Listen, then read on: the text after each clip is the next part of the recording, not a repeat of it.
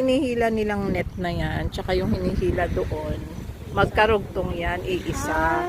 Kaya mamaya magsasalo. Naman maraming makuha. Swertehan din yan eh. Kasi kanina pa sila din. Ganyan talaga, matagal ang proseso yan. Tapos, ginagawa nila yan kapag ayun, malumanay ang dagat.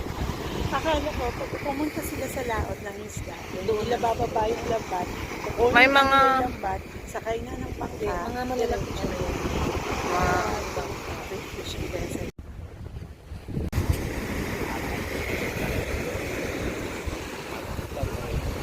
yan, may isla na daw kami na nung Bitawi.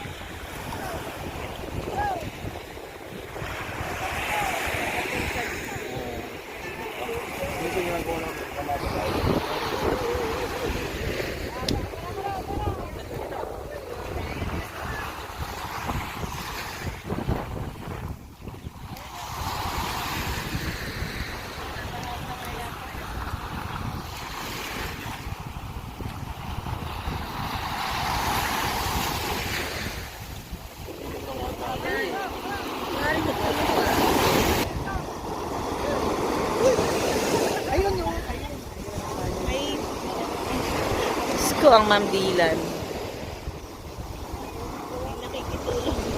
May nakikitulong doon, no? Ang tanong, nakatulong ba?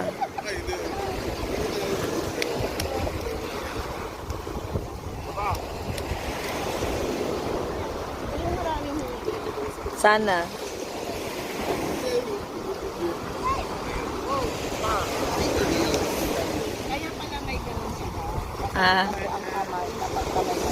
Oo, masakit talaga ang likod niyan. Kaya mayroon yung parang, ano,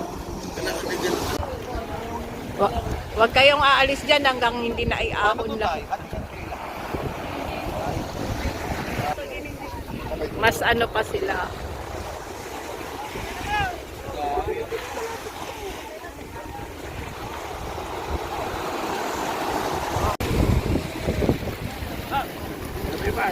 Ang daing.